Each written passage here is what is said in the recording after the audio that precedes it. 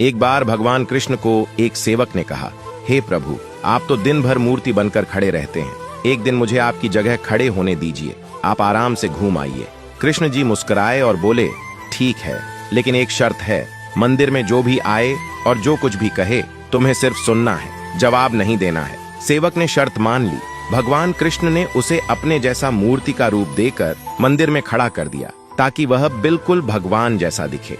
सबसे पहले एक व्यापारी आया, उसने भगवान के सामने माथा टेका और जैसे ही बाहर निकला उसका बटुआ गिर गया।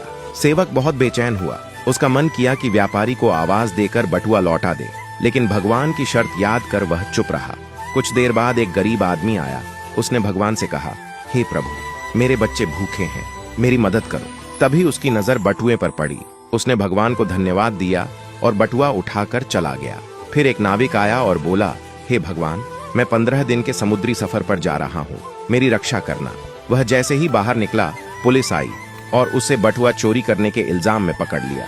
यह देखकर सेवक खुद को रोक नहीं पाया और चिल्ला पड़ा, यह गलत है, बटुआ इसने नहीं, उस गरीब ने उठाया था।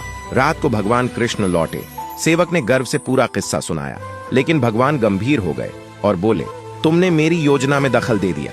वह व्यापारी बेईमान था, उसका बटुआ गिरना उसके कर्मों का फल था और गरीब को वह बटुआ इसलिए मिला ताकि वह अपने बच्चों का पेट भर सके।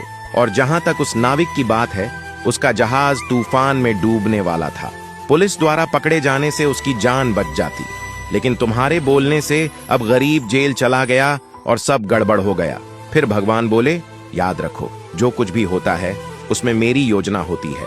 तुम्हारी नजर सिर्फ उस पल की सच्चाई देखती है, लेकिन मैं पूरे समय और कर्मों को देखता हूँ।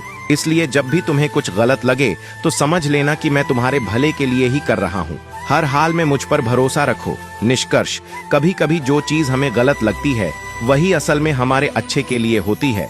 भगवान की योजना हमेशा हमारी सोच से बड़ी और गहरी होती है, इसलिए हर हाल में भगवान पर भरोसा रखना चाहिए, क्योंकि जो भी होता है वह हमारे अच्छे के लिए ही होता है। बात से सहमत है तो यस जरूर लिखें।